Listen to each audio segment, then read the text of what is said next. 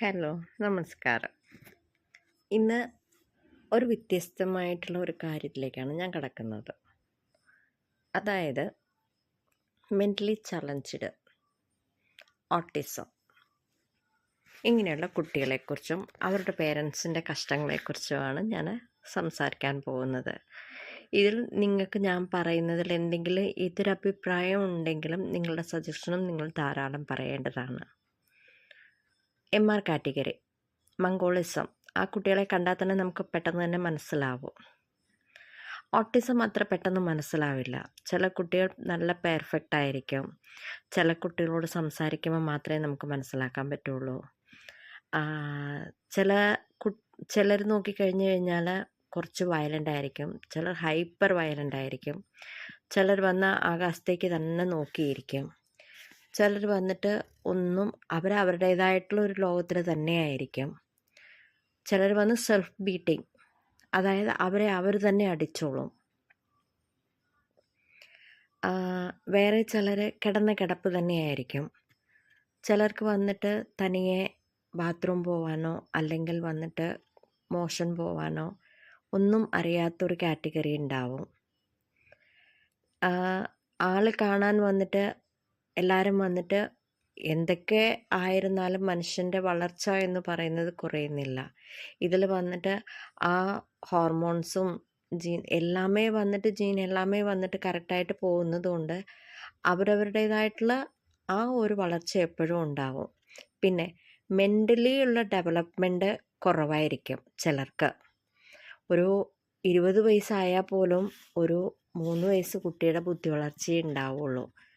അപ്പോൾ ആ കുട്ടിയെക്കുറിച്ച് നമ്മൾ കൂടുതൽ ചിന്തിക്കേണ്ട ആവശ്യം എന്ന് വെച്ച് കഴിഞ്ഞാൽ അച്ഛനമ്മമാർക്ക് മാത്രമേ ഉണ്ടാവുള്ളൂ.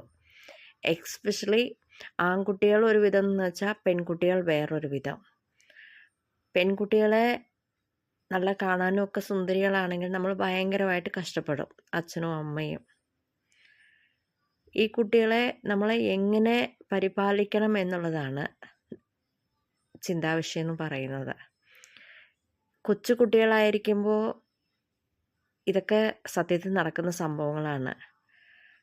കുറച്ച് ഹൈപ്പർ ആക്റ്റീവ് കുട്ടികളുണ്ടാവും. അവരെ വിളിച്ചിട്ട് പോകുമ്പോൾ തന്നെ ഒരു ഫംഗ്ഷൻ ആരെങ്കിലും വിളിക്കുകയാണെങ്കിൽ നിങ്ങൾക്ക് ബുദ്ധിമുട്ടാണെങ്കിൽ വരണം എന്നില്ല കേട്ടോ എന്ന് പറയും. അതിൻ്റെ അർത്ഥം ദയവ് ചെയ്ത് നിങ്ങൾ വന്നേക്കല്ലേ, ഞങ്ങൾക്ക് ബുദ്ധിമുട്ടാവും എന്നുള്ളതാണ്.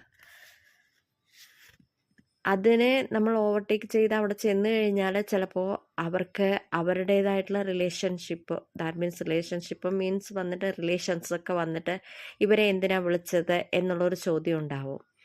ചില കുട്ടികൾ സൈലൻ്റ് ആയിരിക്കും, നമ്മൾ വിളിക്കുന്നിടത്ത് നിൽക്കും, മിണ്ടാതെ ഇരിക്കും, ഒന്നും ചെയ്യില്ല. ചില കുട്ടികൾ അനാവശ്യമായിട്ട് തന്നെ അട്ടമൻ ബിഹേവിയർ ചെയ്ത് നിലത്ത് പെട്ടെന്ന് ഉരുണ്ട് ശബ്ദം ഇട്ട് അത്രത്തോളം പ്രശ്നങ്ങൾ ഉണ്ടാക്കും. ഒരു സാധാരണ കുട്ടി ഒരു കടയ്ക്ക് പോയിട്ട് സാധനം വാങ്ങിച്ചില്ല എന്ന് പറഞ്ഞിട്ട് കരയുകയാണെങ്കിൽ അത് നോർമൽ. അതേ അടുത്ത് ഇങ്ങനത്തെ കുട്ടികൾ ചെയ്തു കഴിഞ്ഞാൽ എന്ത് മഹാഭാവം ചെയ്തിട്ടാണോ ഇവർക്ക് ഇങ്ങനെ ഒരു കൊച്ചുണ്ടായത് എന്നുള്ളത് നമ്മൾ കാത് കേൾക്കെ തന്നെ പറയും. അതിനും വളരെ നല്ല മനസ്സുള്ളവരുണ്ട് കേട്ടോ.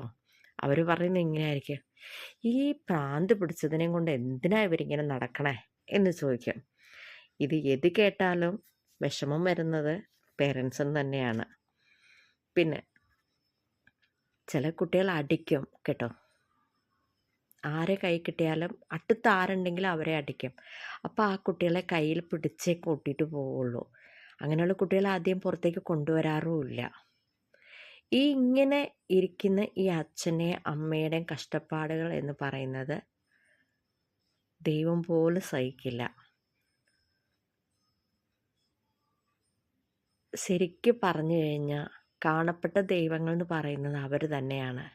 ഈ കുട്ടികൾ വളർന്ന് വലുതാകുമ്പോഴത്തേക്കും അവരുടെ അച്ഛനും അമ്മയ്ക്കും വയസ്സാകുന്നു, അവരുടെ ആരോഗ്യസ്ഥിതി കുറഞ്ഞു പോകുന്നു, ഈ മക്കളുടെ ആരോഗ്യസ്ഥിതി ജാസ്തിയാകുന്നു. ഇവർക്ക് ആഹാരം കഴിക്കുന്നതിനെക്കുറിച്ച് അറിയില്ല, എങ്ങനെ ബിഹേവ് ചെയ്യണമെന്ന് പാതി പേർക്ക് അറിയില്ല. ചിലർ വന്ന് പെട്ടെന്ന് ദേഷ്യം വന്ന് അച്ഛനമ്മ ഇതൊന്നും നോക്കില്ല, അടിക്കും. ഇവർ ഈ കുട്ടികളെ എവിടെ കൊണ്ടുപോയി വിടും? ആര് നോക്കും? അച്ഛനും അമ്മയും നോക്കുന്നത് പോലെ വേറെ ആരും നോക്കാൻ പോകുന്നില്ല. കൂടപ്പുറപ്പുകൾ പോലും നോക്കില്ല. കാരണം അവർക്ക് അതൊരു ഭാരമാവുമേ. അതുകൊണ്ടാണ്. ഇങ്ങനെ ഒരു സിറ്റുവേഷൻ വരുമ്പോൾ നമ്മൾ ആ കുട്ടികളെ എങ്ങനെയെങ്കിലുമൊക്കെ ഒന്ന് നേരെയാക്കി എടുക്കണം എന്ന് വിചാരിച്ചു കഴിഞ്ഞാൽ അതിന് എന്തൊക്കെ കാര്യങ്ങൾ ചെയ്യണം എന്നുള്ളതാണ് ഇപ്പോൾ ജസ്റ്റ് ഞാൻ പറയുന്നത്. ഫസ്റ്റ് ഓഫ് ഓൾ സമൂഹം കുറച്ച് അവരെ വന്നിട്ട് ഇങ്ങനെയുള്ള കുട്ടികളെ കുറച്ച് വന്നിട്ട് അവരെ ഒരു ഭ്രാന്തെന്നുള്ള ഒരു സ്ഥിതിയിൽ നിന്നും മാറിക്കൊണ്ടുവരിക. അവർക്കുള്ളിൽ ഒരു കഴിവുകളുണ്ടാവും. ആ കഴിവിനെ നമ്മൾ കുറച്ചൊന്ന് ബൂസ്റ്റപ്പ് ചെയ്യുക. എല്ലാം ചെയ്യാൻ പറ്റില്ല എന്നുണ്ടെങ്കിൽ നമ്മളെക്കൊണ്ട് എന്തെങ്കിലുമൊക്കെ ഒന്ന് ചെയ്യാൻ പറ്റുമല്ലോ. ചിലർ ഈ കുട്ടികളെ കാണുമ്പോൾ തന്നെ കുറച്ച് ഡിസ്റ്റൻസിലേ നിൽക്കുകയുള്ളൂ. അച്ഛനും അമ്മയ്ക്കും അറിയാം ഇപ്പോൾ അവനവൻ്റെ മക്കളെ എത്രത്തോളം ഹൈപ്പറാണ്, ഹൈപ്പറല്ല, അവനെങ്ങനെ ബിഹേവ് ചെയ്യും, ബിഹേവ് ചെയ്യില്ല. അതിനനുസരിച്ച് അവരും എപ്പോൾ ചിന്തയായിട്ട് തന്നെ നിൽക്കുകയുള്ളൂ. എന്ന് വെച്ച് കഴിഞ്ഞാൽ മറ്റുള്ളവരുടെ മുമ്പിൽ വന്നിട്ട് തൻ്റെ മകനോ മകളോ ആരാണെങ്കിലും ഒരു കെട്ടപ്പേര് എടുക്കുന്നത് ആർക്കും ഇഷ്ടമല്ലല്ലോ. അതേമാതിരി ഇവർക്ക് സ്കൂളുണ്ട്. ആ സ്കൂളിൽ കൊണ്ടുപോയി നമ്മൾ ചേർത്ത് വിടുകയാണെങ്കിൽ കുറച്ചൊക്കെ ഒരു മാറ്റം ഇവർക്ക് കിട്ടാൻ ചാൻസ് ഉണ്ട്. റൂട്ടിൽ നിന്ന് ക്ലിയർ ചെയ്ത് എടുത്താലേ ഇവരെയൊക്കെ ശരിയാക്കാൻ പറ്റുള്ളൂ. ശരിയാക്കാൻ പറ്റുമെന്ന് 100% ഞാൻ പറയുന്നില്ല കേട്ടോ. ഒരു 10%, 15%. ചില കുട്ടികൾക്ക് പാടാനുള്ള കഴിവുണ്ടാകും, ചില കുട്ടികൾക്ക് കമ്പ്യൂട്ടറിൽ നല്ല ഇതുണ്ടാവും. ചിലർ വന്നിട്ട് നന്നായിട്ട് പാട്ട് പാടും, പക്ഷെ ഒരു പാട്ടല്ല 15 പാട്ടിൻ്റെ ഓരോ ലൈൻ എടുത്ത് പാടും. ചില കുട്ടികൾ നന്നായിട്ട് പാടും, ചിലർക്ക് നന്നായിട്ട് വരയ്ക്കും. ഈ കുട്ടികളെ കൊണ്ട് നമുക്ക് ഉപദ്രവം ഉണ്ടോ എന്ന് ചോദിച്ചു കഴിഞ്ഞാൽ അനുഭവിക്കുന്നവർക്കൊക്കെ ഉണ്ട് കേട്ടോ, ഇല്ലയെന്ന് ഞാൻ പറയില്ല. എന്നുവെച്ചാൽ ചില കുട്ടികൾക്ക് വേദന വന്നാൽ പറയാൻ അറിയില്ല. അപ്പോൾ അവർ ആ വേദന തീർക്കുന്നത് അച്ഛനും അമ്മയും ആരാണെങ്കിലും അവരെ അടിച്ചിട്ടായിരിക്കും. അപ്പോൾ അത് താങ്ങാനുള്ള ശക്തി ആ അച്ഛനും അമ്മയ്ക്കും വേണ്ടേ? നിങ്ങൾ തന്നെ പറ. ഞാൻ ഇതിനെക്കുറിച്ച് കൂടുതലായിട്ട് എല്ലാം പറയണം എന്നുള്ളൊരു ചിന്താഗതിയിലിരിക്കുകയാണ്. ഇത് നിങ്ങൾക്ക് എൻ്റെ ഈ സ്പീച്ച് ഇഷ്ടമാകുന്നു എന്നുണ്ടെങ്കിൽ ദയവ് ചെയ്ത് ലൈക്ക് ചെയ്യുക, ഷെയർ ചെയ്യുക, സബ്സ്ക്രൈബ് ചെയ്യുക. കാരണം ഇങ്ങനത്തെ കുട്ടികളെ വെച്ചിട്ടുള്ള അമ്മമാരുടെ കഷ്ടങ്ങളും അച്ഛന്മാരുടെ കഷ്ടമൊന്നും ആർക്കും പറഞ്ഞാൽ മനസ്സിലാവില്ല, അനുഭവിക്കുന്നവർക്ക് മാത്രമേ മനസ്സിലാവുള്ളൂ. ജസ്റ്റ് നമ്മളെക്കൊണ്ട് എന്ത് ചെയ്യാൻ പറ്റുന്നോ അവർക്ക് ഒരു സന്തോഷം കൊടുക്കാൻ പറ്റുന്നുണ്ടെങ്കിൽ അതിനെ